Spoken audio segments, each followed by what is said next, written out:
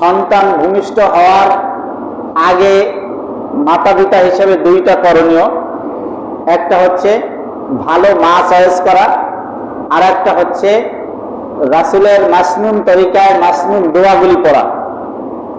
সন্তান ভূমিষ্ঠ হওয়ার পরে গত জুমায় আমরা শুনেছি যে সন্তান ভূমিষ্ঠ হওয়ার পরে কয়েকটি কাজ আছে, তার থেকে আমরা দুইটি দায়িত্ব বা কর্তব্য সম্পর্কে আমরা শুনেছিলাম। একটা হলো সন্তান ভূমিষ্ঠ হওয়ার সঙ্গে সঙ্গে তার ডান কানে আযান এবং বাম কানে ইকামত দিতে হবে। এটা রাসূলের শিখানো মাসনুন তরিকা অর্থাৎ সুন্নাত। আরেকটি হলো সন্তানের ভালো একটি নাম রাখা, কারণ সন্তানের ভালো নাম অথবা খারাপ নাম, এই নামের একটি প্রভাব তার বাস্তব জীবনে, দৈনন্দিন জীবনে, পার্থিব জীবনে প্রভাব ফেলে। ভালো নামের কারণে, নামের উসিলায় তার চাল চলন আচার ব্যবহার ভালো আদর্শপূর্ণ হয়, আর খারাপ নামের কারণে প্রভাবে তার চাল চলন আচার ব্যবহার দুষ্কৃতিপূর্ণ, দুর্নামযুক্ত, অশালীন, অভদ্র তার প্রকাশ পায়। এজন্য আমরা নামটাও সুন্দর চয়েসফুল ইসলামী নাম চয়েস করব, অথবা ভালো অর্থবহ। সর্বপ্রথম আল্লাহর সিফাতি নাম 99টি নাম রয়েছে। এই 99টি নামের মধ্য থেকে আমার আপনার চয়েস মতন একটি নাম রাখতে পারি। পাশাপাশি না হলে নবী রাসূলদের নাম সমূহ রাখতে পারি ছেলে সন্তান হলে। তা না হলে সাহাবায়ে কেরামদের নামের সাথে সাদৃশ্য রেখে নাম রাখতে পারি। এগুলি রাসূলের জামানায় ছিল, সাহাবায়ে কেরামদের মধ্যেও ছিল নবী রাসূলদের নাম, আল্লাহর সিফাতি নাম। আর সাহাবায়ে কেরামদের পরবর্তী জীবনে, পরবর্তী জেনারেশন যারা ছিলেন তাদের নামও অনেক সাহাবায়ে কেরামদের নামের সাথে সাদৃশ্য করে রেখেছেন। এবং মুহাক্কিক, উলামায়ে হযরত, আল্লাহর ওয়ালি, এদের সাথে নামের সাদৃশ্য রেখেও নাম রাখা যায়। এগুলি মুস্তাহাব। আমরা এই বিষয়গুলো অবশ্যই খেয়াল রাখবো। যেই কথাটি গত জুমায় আমরা বলেছিলাম যে আমাদের একটি সাধারণ ব্যাধি, সামাজিক ব্যাধি হয়ে গেছে, সেটা হলো যে অনেকের মনে এরকম একটা সংকোচ বা সন্দেহ যে হাই রিস্ক নিব না, ঝামেলার মধ্যে যাব না। কি ঝামেলা? ঝামেলা হলো সন্তান যদি নরমালি ডেলিভারি করতে হয় সেক্ষেত্রে বাঁচা মরার একটি প্রশ্ন থাকে। সুতরাং এই রিস্কের মধ্যে আমরা যাব না।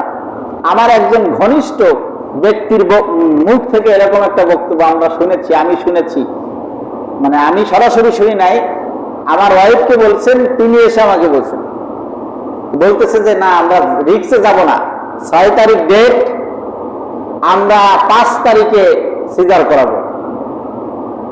এই যে একটা কৌতূহলী হয়ে গেছে আমাদের সমাজ, যে ডেলিভারি করাতে গেলে মায়েরা কখনো কখনো মারা যায়।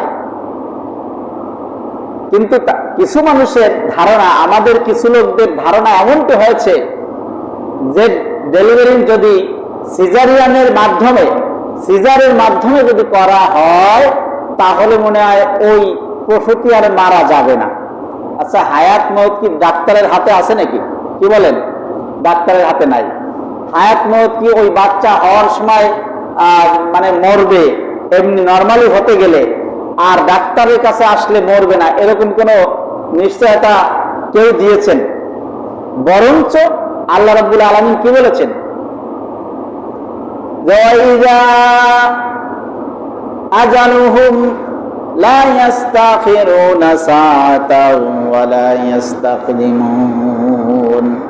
মানুষের নির্ধারিত সময় যখন এসে যায়, তার মানে হলো মৃত্যুর সময় যখন তার নির্ধারিত আল্লাহর কালামে লেখা রয়েছে, আল্লাহর কলমে লেখা রয়েছে, ওই নির্ধারিত সময়ের মধ্যে ওই ব্যক্তির মৃত্যু হবে, এর থেকে আগেও হবে না, এর থেকে পরেও হবে না, নির্ধারিত টাইমেই হবে। তা নির্ধারিত টাইমে যদি হয়, তাহলে আমি এই সংকোচ আমার মাথার মধ্যে কেন, এই সন্দেহ আমার মনের মধ্যে কেন যে সিজার না করালে মারা যেতে পারে। আমার ওয়াইফকে আমার ঘটনা দিয়েই বলি, আপনাদের শেয়ার করছি, অহংকারও না, অহমিকতাও না, আর প্রতিহিংসাও না, দাম্ভিকতাপূর্ণ কোনো মনোভাব নিয়ে আমি এই কথাটি বলছি না, বলছি আপনাদের মনোবল বাড়ানোর জন্য। আমার মা ছিলেন বিছনায় পড়া, বিছনায় শায়িত, অচল, পরনির্ভরশীল হয়ে গেছিলেন স্ট্রোক করে। আমার প্রথম সন্তান যখন গর্ভে, শুরু থেকে একেবারে 7 মাস পর্যন্ত আমার ওই মা কে লালন পালন, ওঠানো বসানো, পরিচর্যা করানো, গোসল করানো, পরিষ্কার পরিচ্ছন্ন করানো, সব আমার ওই ওয়াইফ, গর্ভবতী ওয়াইফ করেছেন। আর আমার আম্মা ছিল একটু ফেটি, আমার আম্মাকে অনেকে হয়তো বা চিনবেন, এই আব্দুর রশিদ মোল্লা ছিল আমার মায়ের আপন মামা, একটু ফেটি টাইপের ছিলেন। একটা মানুষ, ফেটি মানুষ যদি পরনির্ভর হয়ে যায়, হাত পায়ে বল না থাকে, শক্তি না থাকে, তখন কিন্তু তার শরীরের ওজন মনে হয় ডাবল। সেই ফেটি মানুষকে নাড়াচাড়া করেছেন, নাড়িয়েছেন, চাইয়েছেন, পরিচর্যা করেছেন, পরিষ্কার করিয়েছেন। তখন আমার ওয়াইফ গর্ভবতী, 7 মাস পর্যন্ত এইভাবে পরিচর্যা করেছেন একা। করার পরে আমি দেখেছি মাঝে মধ্যে, আমি তো থাকতাম খুলনায়, আমার ফ্যামিলি থাকতো এলাকায়, আমি মাঝে মধ্যে দেখেছি যে আমার মায়ের পরিচর্যা করানোর পরে আমার ওয়াইফ আমার রুমের মধ্যে এসে খাটের পরে গৌড়াগৌড়ি করতে বেদনায়। কারণ ওই সময় তো ডাক্তাররা বলে রেস্টে থাকতে, আর সেইখানে পরিস্থিতির কারণে রেস্টে থাকার সুযোগ আর হয়নি, বরঞ্চ ওইখানে এক রোগীকে খেদমত করে এসে নিজে ওই পাশে রোগীর মতন হয়ে ছটফটানি করেছে। এইভাবে করতে থাকলো। আমার পাড়া প্রতিবেশী, আশপাশের আত্মীয় স্বজন যারা মোটামুটি দেখেছে বুঝেছে, তারা বলেছে এই অবস্থায় তো এও তো রুগী, এই রুগী দিয়ে আর এক রুগীর তো খেদমত করানো যায় না। আমি বললাম যে আমার তো এখন আমি অনুপায় হয়ে গেছি, নিরুপায় হয়ে গেছি, এই রুগীকে মানে বিছনায় পড়া রুগীকে খেদমত করার মতো পরিস্থিতি, পরিবেশ আমার বিকল্প আর নাই। সেহেতু আমার ওই গর্ভবতী রোগী ওয়াইফকেই বিয়ে করতে হবে। করতে থাকলো।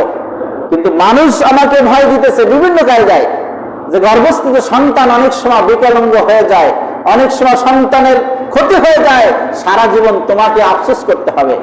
আমি বললাম, এক পর্যায়ে একেবারে মানে আমার শাশুড়িকেই বললাম যে আমার যে রব গর্ভের মধ্যে 1 ফোঁটা পানির মাধ্যমে সন্তান দিতে পারে পূর্ণাঙ্গ শরীর নিয়ে, সেই মহান রব একজন অসহায় মানুষের খেদমতের কারণে আমার দৃঢ় বিশ্বাস ইনশাআল্লাহ গর্ভস্থিত সন্তানের কোনো ক্ষতি হবে না। এই মনোভাব নিয়ে আমি আমার রবের কাছে বারবার কাকুতি মিনতি করেছি, নামাজে পড়ে মোনাজাতে করে আল্লাহর কাছে বলেছি, রব্বুল আলামিন, পরিস্থিতির শিকার, যেখানে রোগী আর এক রোগীকে খেদমত করতেছে, যেখানে রোগী সেবা করার দরকার ছিল আর কারো, সেখানে এক রোগী আর এক রোগীর সেবা করতেছে, রব্বুল আলামিন দয়া করে তুমি আমার প্রতি রহম করো। আল্লাহ শুকরিয়া, আমিও শুধু কোনো মানুষকে বলি নাই, শুধু বারবার আমি এখানে যখনই মোনাজাত করতাম, যখনই নফল নামাজ পড়তাম, যখনই এমনি হাঁটতাম, মনে পড়তো, আমি চোখের পানি ফেলে ফেলে আমার রবের কাছে বলেছি, আল্লাহ শুকরিয়া, আমার সন্তান কোন রকম কোনো ঘাটতি আল্লাহ দেয়নি, আলহামদুলিল্লাহ। পাশাপাশি আমার এই সন্তান যখন একটু বেদনার পরিমাণ যখন বেশি হয়ে গেল, ওই যে খেদমতের কারণে আমার একটু সন্দেহ হলো, আমি তখন নিয়ে গেলাম ডাক্তারের কাছে পরীক্ষা করাতে।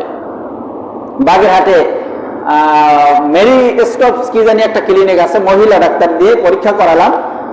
পরীক্ষা করালে ডাক্তার বলল কি যে বাচ্চা উল্টা আছে। তার মানে তখন হলো 2 মাস বাকি আছে, 7 মাসের 7.5 মাসের দিকে চেক আপ করাতে গেলাম। ডাক্তার বলল আমাকে যে সন্তান উল্টা আছে, তার মানে হলো আর 1 মাস পরে আপনি পরীক্ষা করায় নিয়ে যাবেন, সন্তান যদি না ফেরে তাহলে সিজার করতে হবে। সন্তান যদি না ফেরে, উল্টা আছে, যদি ফিরে না আসে তাহলে সন্তান সিজার করতে হবে।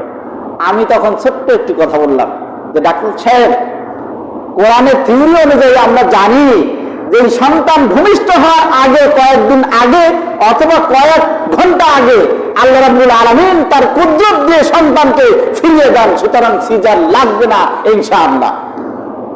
আমি এতটুকুন বলে আসলাম এবং বললাম আর একবার চেক আপ নয়, এই চেক আপই শেষ। আশা করছি একান্ত যদি আল্লাহ বৈমুখ না হন তাহলে এই চেক আপই শুরু এবং এই চেক আপই শেষ। আল্লাহ শুকরিয়া, আমার সিজার লাগে নাই। ধাত্রী বলতেছি কেন এই ঘটনাটা আপনাদের সকলকে বলতেছি এই কারণে যে আমরা এখন সিজারটা কেন করি কৌতূহলী হয়ে, তার একটা বাস্তবতা। আমার ওয়াইফের কাছে যিনি আমার এক দাদি শাশুড়ি হয়, ধাত্রী হিসাবে থাকলেন, তিনি এক পর্যায়ে বেদনা শুরু হয়েছে, ডেলিভারি পেইন শুরু হয়ে গেছে, ফজরের নামাজ কোনো মতে পড়ার পরই আস্তে আস্তে করে 10টা-11টার দিকে বেদনা শুরু বেশি করে, এক পর্যায়ে 2টা-2:30টার দিকে আমাকে ওই দাদি শাশুড়ি বললেন কি যে ভাই, আমি অনেক ধাত্রীর কাজ করেছি, কিন্তু আপনার এই ক্ষেত্রে আমি একটু দুর্বল এবং আমি সংকোচ বোধ করতেছি যে সন্তান এখনো এইখানে নড়ে চড়ে না, এখানে শক্ত হয়ে আছে, সুতরাং অ্যাম্বুলেন্স নিয়ে একটু বাইরের দিকে নজর দেন। আমি বললাম অ্যাম্বুলেন্স নিব না এবং ইনশাআল্লাহ আল্লাহ যদি সহায় থাকে বাইরেও যাব না। আর আমি বারবার হট লিঙ্ক লাগাচ্ছি ওখানে যে আল্লাহ তুমি সবই পারো, তুমি মৃত্যুকে জীবিত করতে পারো, জীবিতকে মৃত্যু করতে পারো, গর্ভের ভিতরে একটা জায়গায় সন্তান দিতে পারো বিকলাঙ্গ ছাড়া, পরিপূর্ণ সন্তান আবার ডেলিভারিও করাতে পারো। সুতরাং আমি কারো পরে ভরসা করি না, কারণ ক্লিনিক, ডাক্তারখানা, হসপিটাল এগুলো একটা ভোগান্তির জায়গা। আল্লাহ রাব্বুল আলামিন আমার যেন বাইরে না যেতে হয়, আপনি রহম করুন। এইভাবে করতে কাকুতি মিনতি করতে লাগলাম, কান্নাকাটি করতে লাগলাম। এরপরে আমি খুলনা থেকে চলে আসলাম বাড়িতে, শ্বশুর বাড়িতে। এসে 8টার সময় আল্লাহ রাব্বুল আলামিন আমাকে একটি কন্যা সন্তানের পিতা হিসাবে কবুল করেছেন, আলহামদুলিল্লাহ। সন্তান ভূমিষ্ঠ হলো স্বাভাবিকভাবে। কিন্তু আমাদের সমাজের একটা ব্যাধি হলো, এইটা বোঝানোর জন্যই আমি কথাটি বলেছি। আমাদের সমাজের ব্যাধি হলো ফজরের সময় চিনচিনিয়ে ব্যথা শুরু হয়েছে ডেলিভারির, যখনই বুঝতে পেরেছে 9টা-10টার দিকে, তখনই আর দেরি করতো না, অ্যাম্বুলেন্স নিয়ে ডাক্তারখানায় বা ক্লিনিকে যাওয়ার জন্য ব্যস্ত হয়ে যেত। ঠিক না? এরকম হয় কিনা, মানে সবাই না, কখনো কখনো এরকম হয়। আর এই কারণেই এখন বেশি বেশি সিজার লাগে, কারণ ডাক্তারদের তো একটা বড় প্রফিট আছে এখানে, অল্প কষ্টে বেশি লাভ, এইটাই ছাড়তে চায়। আর ডাক্তাররা একটু বাহানা অনেক সময় করেন, যেমন আমাকে একটা ভয় দিয়েছেন কিনা যে বাচ্চা উল্টা দিকে 1 মাস পরে আবার পরীক্ষা করাবেন, তার মানে পরীক্ষা করালে ওদের আর একটা বেনিফিট আছে কিনা, টাকা পাবে, বেনিফিট আছে, পরীক্ষা করালেন। এবং ওই সময় বলবে, কারণ 1 মাস আগে বাচ্চা ফেরে না, কোরআন হাদিসের থিওরি অনুযায়ী বাচ্চা 1 মাস আগে ফেরে না। এখন সাধারণ মানুষকে বললে সে তো কিন্তু ভীত সন্ত্রস্ত হয়ে যেত, কিন্তু আমি পাল্টা উত্তর দিয়েছি যে না, বাচ্চা এত আগে ফেরে না, এটা আমরা কোরআন হাদিস থেকে পেয়েছি। আমি আর পরীক্ষা করাই নাই, কিন্তু পরীক্ষা করাতে যদি আরেকবার যেতাম, আমাকে হয়তো বা ভয় দিয়ে পায় নাই, আমার পরিবার পরিজন আত্মীয় স্বজনদেরকে ভয় দিয়ে এমন করতো, শেষ পর্যন্ত আমাকেও বাধ্য করতো বাইরে নিয়ে যেতে। এজন্য একটু ধৈর্য ধরে আল্লাহর উপর ইয়াকিন দিলে, শক্ত মনে যদি ধৈর্য ধারণ করে আল্লাহর সাথে সংযোগ, আল্লাহর কাছে কাকুতি মিনতি, আল্লাহর কাছে কান্নাকাটি করা যায়, সেক্ষেত্রে আল্লাহ রাব্বুল আলামিন রহম করবেন। তবে হ্যাঁ, কখনো কখনো ব্যতিক্রম কিছু কাজ ঘটে, যেমন আমার মেজবাবি হাত পা ফুলে টুলে একটু ব্যতিক্রম নমুনা দেখা গেল, পরিবেশগত শারীরিকগত যখন ভিন্নতা দেখা গেল, এই অবস্থায় আপনাকে আবার বসে থাকতে ইসলাম বলে নাই, সচেতন থাকতে বলেছেন, আবার অতি আগ্রহী হয়ে ক্ষতি না করতে বলেছেন। একটা মানুষকে সিজার করা মানে সেই মানুষটা শারীরিকভাবে পরিপূর্ণ শক্তি থাকার পরেও মানসিকভাবে সে দুর্বল হয়ে পড়ে, সে সব কাজ তখন আর করতে পারে না।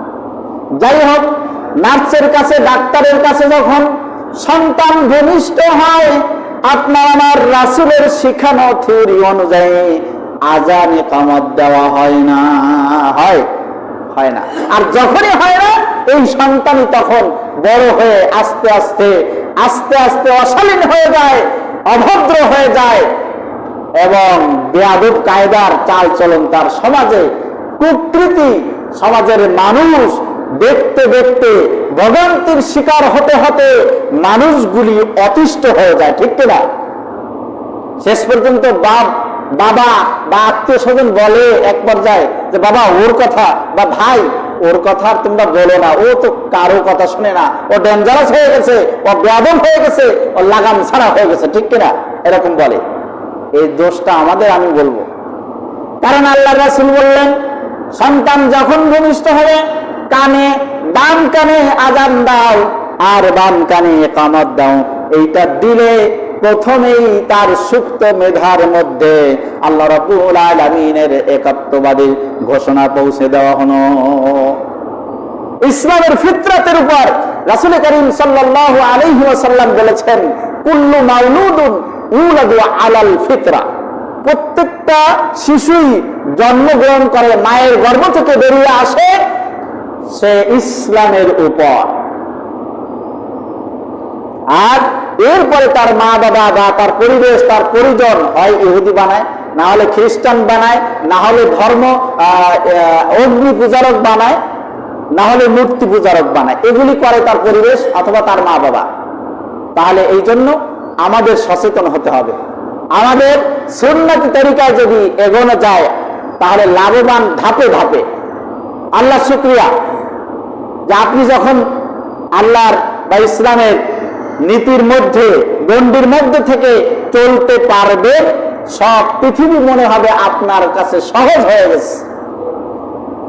রাসূল করিম সাল্লাল্লাহু আলাইহি ওয়াসাল্লাম বলেছেন, দুনিয়ার পিছনে তুমি দৌড়াইও না, দুনিয়ার পিছনে তুমি ঘুরো না, দুনিয়ার পিছন পিছন তুমি ধাওয়া করো না, দুনিয়াকে পাওয়ার জন্য প্রতিযোগিতা করো না।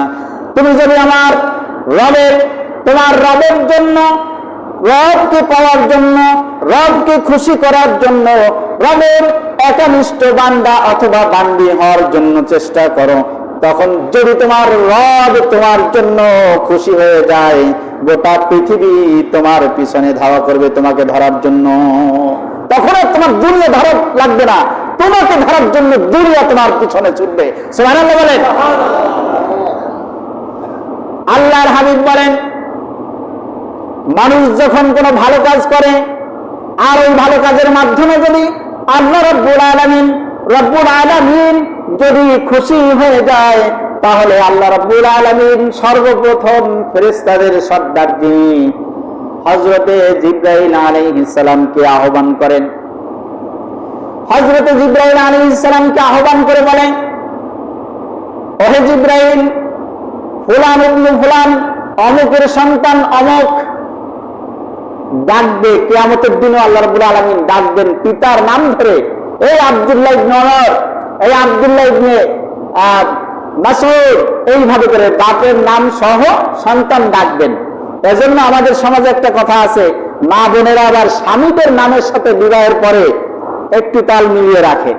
এটা আমাদের ইসলামিক কালচার না, এটা অনইসলামিক কালচার।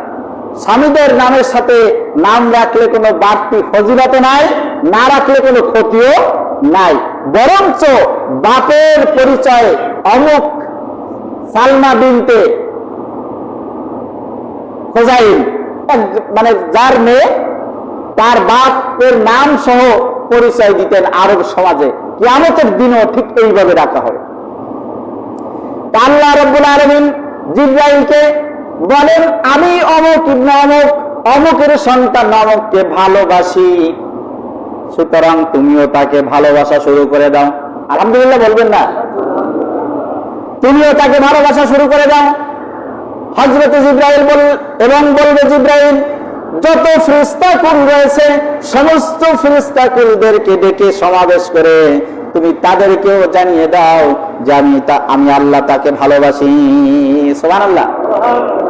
ফেরেশতাদের সব ডাকবে পৃথিবীতে এবং আসমানে যত ফেরেশতাকুল আছে আল্লাহর সৃষ্টি সমস্ত ফেরেশতাদেরকে আহ্বান করবে, সমাবেত হবে, সমাবেশ করবেন। হযরত জিবরাইল সেখানে প্রধান অতিথি থাকবেন, ডেকে বলবেন, আমার সাথীরা ও আমার সহযোগীরা, তোমরা সকলে মন প্রাণ দিয়ে খেয়াল করে শ্রবণ করো, শুনে নাও, পৃথিবীতে অমুকের সন্তান অমুককে আল্লাহ রাব্বুল আলামিন ভালোবাসেন। সুবহানাল্লাহ। অমুকের সন্তান অমুককে ভালোবাসেন, সুতরাং আল্লাহ আমাকেও বলেছেন ভালোবাসতে, আমিও ভালোবাসি। তোমরা যারা আছো ফেরেশতাকুল সকলেই শুনে নাও, আল্লাহ রাব্বুল আলামিন অর্ডার করেছেন আমি যেন তোমাদেরকে ডেকে বলে দেই, সুতরাং তোমরা পৃথিবীতে ওই ব্যক্তিকে তোমরাও ভালোবাসবে। সুবহানাল্লাহ। যখন এই কথা বলেন তখন যার যার দায়িত্বে যার যার কর্মস্থলে চলে যান, আর পৃথিবীতে আগমন করে তারা ওই সকলকে ওই ব্যক্তিকে সকলে ভালোবাসা শুরু করে। যখন ফেরেশতারা ভালোবাসা শুরু করে তখনই আল্লাহ রাব্বুল আলামিন ওই ব্যক্তির পরে পৃথিবীর মানুষগুলি, সমাজের মানুষগুলির অন্তরে ওই ব্যক্তির প্রতি মহব্বত তৈরি করে দেন। সুবহানাল্লাহ। মহব্বত তৈরি করে দেন, সমাজের বেশিরভাগ মানুষ তাকে ভালোবাসতে শুরু করে। আমরা মিজানুর রহমান আজহারি দেখেছি না? কি আপনার আমার আত্মীয় হয় নাকি? আত্মীয় হয় না, কিন্তু আত্মীয়ের থেকেও বেশি মহব্বত করি কিনা? কেন করি? কোরআনের মহব্বতে, ইসলামের মহব্বতে, দিনের স্বার্থে, ভালো মানুষ সেই হিসেবে, ঠিক না?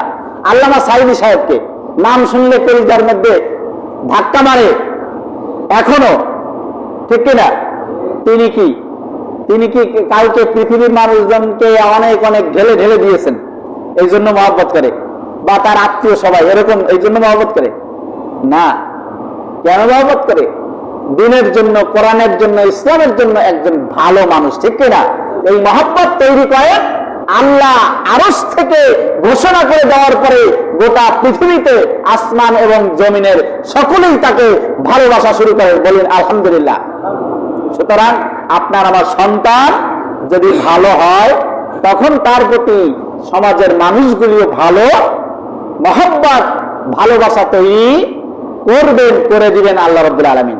এজন্য সন্তান ভূমিষ্ঠ হওয়ার পর থেকে তার ডান কানে আজান, বাম কানে ইকামত যদি দেওয়া যায় তাহলে ওই লোকটা, ওই সন্তানটি ভালো হবে বলে রাসূল করিম সাল্লাল্লাহু আলাইহি ওয়াসাল্লাম আশ্বস্ত করেছেন। আমরা এই আমলটি করার চেষ্টা করব। 2 নম্বর হলো ভালো নাম রাখা। ভালো ব্যক্তির সাথে সাদৃশ্যপূর্ণ নাম রাখলে ভালো প্রভাব তার মধ্যে পড়ে, সমাজের মানুষগুলি তার দ্বারা ক্ষতিগ্রস্ত হয় না, বরং সমাজের মানুষগুলি তার দ্বারা উপকৃত হয়। এরপরে হলো আকিকা করা। কি করা? আকিকা করা। এখন আকিকার আগে আরেকটু কথা বলতে হয়, সেটা হলো সন্তানের নাম রেখে মাথায় চুল থাকে যে সন্তানের ভূমিষ্ঠ হওয়ার পরে, ভূমিষ্ঠ হওয়া থেকেই গর্ভস্থিত অবস্থায় সন্তানের চুল হয়, ওই চুল নিয়ে যখন পৃথিবীতে আগমন করে রাসূল করিম সাল্লাল্লাহু আলাইহি ওয়াসাল্লাম বলেছেন যে ওই সন্তানকে 7 দিনে 7ম দিনে তার মাথা মুন্ডন করে দাও।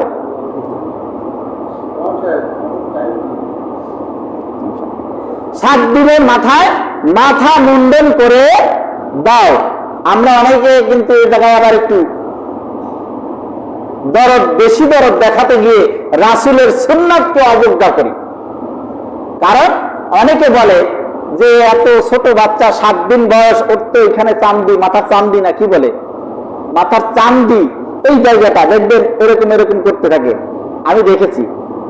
এরকম এরকম করতে থাকে অনেক কয়েক মাস পর্যন্ত।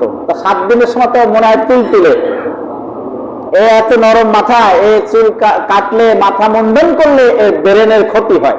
নাউজুবিল্লাহ বলেন। আল্লাহর রাসূল যেখানে বললেন মাথা মুন্ডন করো, সেখানে আপনার আমার মানসিক চিন্তা যদি এমনটি হয়, ব্রেন ভালো মন্দ করার মালিক কে? আল্লাহ। রাসূলের সুন্নাত মানতে গিয়ে ক্ষতি হবে না, বরং নিশ্চিত থাকেন ওই সন্তানের উপকার বয়ে আনবে, ঠিক কিনা? তাহলে মাথা মুন্ডন করতে হবে।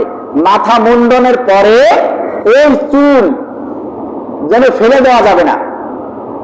এই চুল, মাথার চুলটাকে যত্ন করে সংরক্ষণ করে স্বর্ণকারের দোকানে গিয়ে ওজন দিয়ে যতটুকু ওজন হয় সম পরিমাণ স্বর্ণ অথবা রৌপ্য দান করে দিতে হবে। এটা সুন্নাত। ওই সন্তানের চুলের সমপরিমাণ স্বর্ণকারের কাছে চলে যান, কারণ অত সূক্ষ্ম জিনিস 10 গ্রাম, 5 গ্রাম, 1 গ্রাম বা আরো কম হয় কিনা, এইটা ওজন দিতে আপনার আমার স্বাভাবিক পাল্লায় হবে না। এই জন্য ওদের কাছে গেলে ওরা ওজন দিয়ে দিবে, 1 রতি, 2 রতি, 5 রতি ওজন দেয় না। ওজন দিয়ে বলবেন কতটুকুন হয়েছেন, অতটুকুন পরিমাণ স্বর্ণ, যদি অর্থবিত্ত ভালো থাকে, সামর্থ্য থাকে আর্থিক, স্বর্ণ দান করে দিবেন, না হলে রৌপ্য দান করে দিবেন। যদি তা না হয়, ওইটুক রৌপ্য বা ওইটুক স্বর্ণ নিতে চাবে না কেউ। সমমূল্যের টাকা একজন অসহায় ব্যক্তিকে দিয়ে দিলে সে উপকৃত হবে, সাদকা করে দিলে তার উপকার হবে। আল্লাহর রাসূল বলেন ওই সন্তানের মাথার চুল পরিমাণ সমপরিমাণ ওজন দিয়ে রৌপ্য অথবা স্বর্ণ অথবা তার সমমূল্যের টাকাগুলি দান করে দাও, তোমার সন্তানের হেফাজত করবেন আমার রব। সুবহানাল্লাহ। মাথা মুন্ডনের পরে সন্তানের নামে আকিকা করতে হবে। সন্তানের নামে মানে বুঝুন তো, পক্ষে নামতে হবে কার? আল্লাহ। সন্তানের পক্ষে আকিকা করতে হবে। আল্লাহর রাসূল বলেন ছেলে সন্তান যদি হয় 2টা বকরি, মেষ, ভেড়া অথবা গরুর ভাগ যদি হয় 2টা ভাগ, মহিষের ভাগ যদি হয় 2টা ভাগ, উটের ভাগ যদি হয় 2টা ভাগ, তার নামে আকিকা করতে হবে। যদি অসমর্থ হয়, ব্যক্তি আর্থিক সংকটাপন্ন হয়, তাহলে তার জন্য বলেছেন 1টি হলেও হবে। কি ছাড় দিয়েছেন না? 2টা হলে উত্তম, না হলে 1টা। তবে 7ম দিনে আকিকা করার জন্য রাসূল কারীম সাল্লাল্লাহু আলাইহি ওয়াসাল্লাম উৎসাহিত করেছেন। 7ম দিনে আমরা করার চেষ্টা করব। আর কন্যা সন্তান হলে 1টি বকরি, 1টি মেষ, 1টি দুম্বা অথবা উট, গরু, মহিষ 1 ভাগ, এটা আকিকা করে দিতে হবে। একেবারে কুরবানির মতো করে 3 ভাগ করে দিতে পারেন, 2 ভাগ করে দিতে পারেন, 1 ভাগ করে নিজে সম্পূর্ণ নিজে রেখে গরিব মিসকিন অসহায়দেরকে ডেকে রান্না করে খাওয়াই দিতে পারেন, হক আদায় হয়ে যাবে। আল্লাহর হাবিব বলেন যদি ওই সন্তানকে 7ম দিনে আকিকা করানো হয়, তার জন্য যদি আকিকা করানো হয়, আল্লাহ রাব্বুল আলামিন ওই সন্তানকে তার কুদরতি হাতে সংরক্ষণ করেন। সুবহানাল্লাহ বলবেন না? তার হাতে আল্লাহর জিম্মায় চলে যায় ওই সন্তান।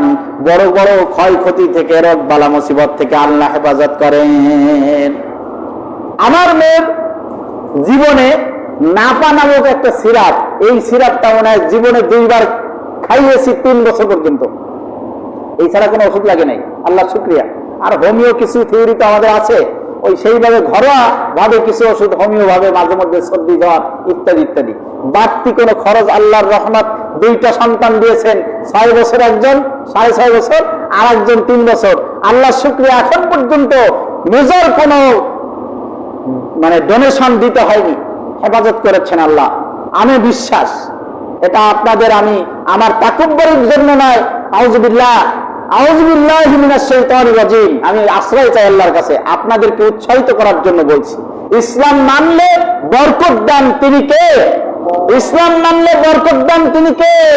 বিপদ আপদে বালা মুসিবতে যিনি রহম করেন, যিনি হেফাজত করেন, তিনি কে?